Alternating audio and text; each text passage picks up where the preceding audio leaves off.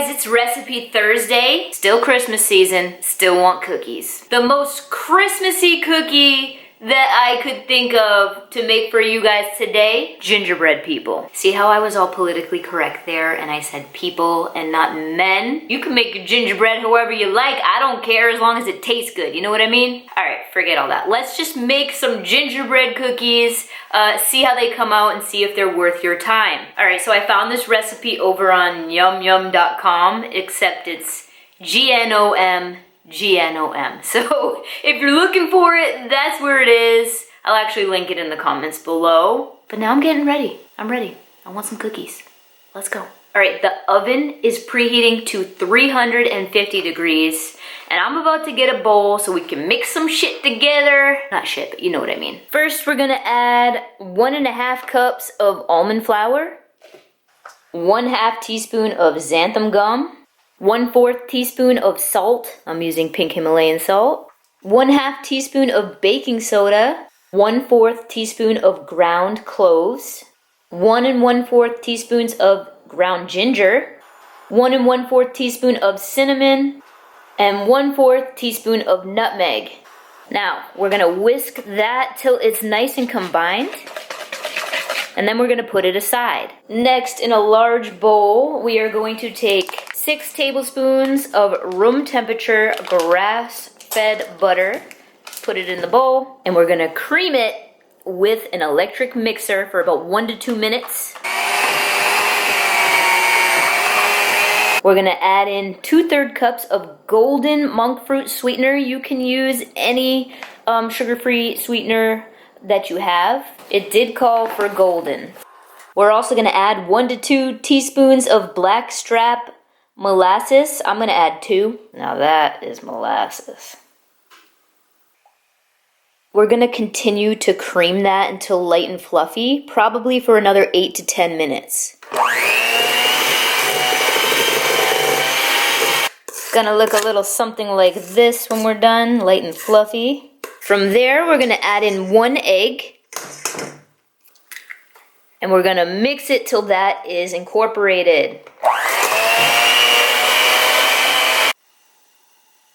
All right, with the mixer on low, we're gonna add in half of our almond flour mixture. We're gonna mix in half of it on low, and then we're gonna mix in the other half.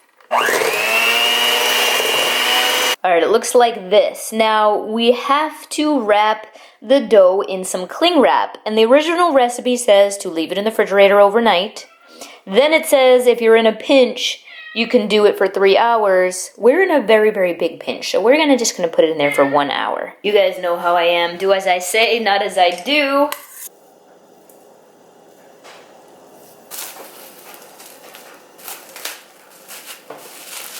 Alright, so we took the dough out very, very, very, very early. Remember, do as I say, not as I do.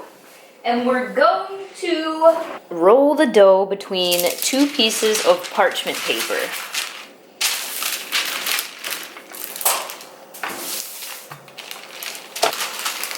Alright, looking good. Alright, so note here that the thickness will determine much of the texture. So thinner cookies will be crispier, while a thicker dough, particularly if it's underbaked, will yield a softer one.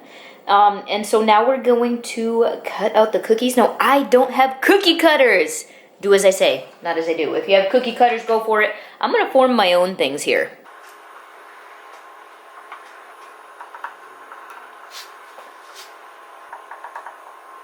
Okay guys, I'm going to be honest. The dough wasn't hard enough, so I had to make my own little guy here. And now I'm going to place it in the freezer for 10 minutes. And then we're gonna take it out and put it in the oven. There he is. He looks good though, right? All right, just took it out of the freezer. We're going to bake it in the oven at 350 degrees for, about 15 to 20 minutes or until they are fully golden.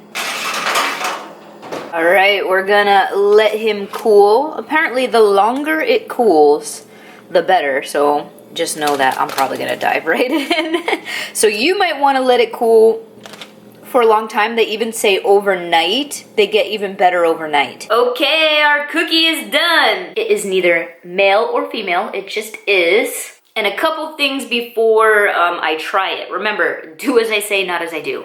Let your dough sit overnight in the fridge, A. B, get yourself some cookie cutouts, unless you don't mind.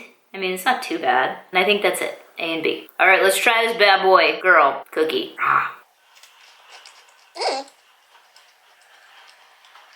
It tastes like ginger snap. Ooh. Okay, remember C. The cookies are even better when they're in the fridge overnight after they're baked as well. That being said, I did all those things wrong and they're still freaking delicious. I love ginger snaps, gingerbread cookies. It tastes really good to me. Can't tell that there is, low carb stuff in there. Not at all. Perfect for Christmas, perfect to decorate, all that good stuff. Especially, low carb, but you still want to enjoy yourself. There you go. All right, guys, that's it for this week's Recipe Thursday.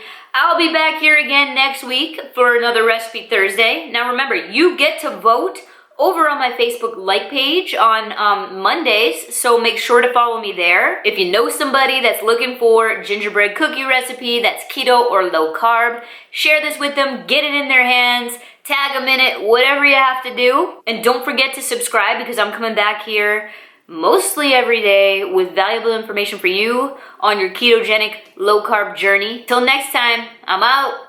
Peace.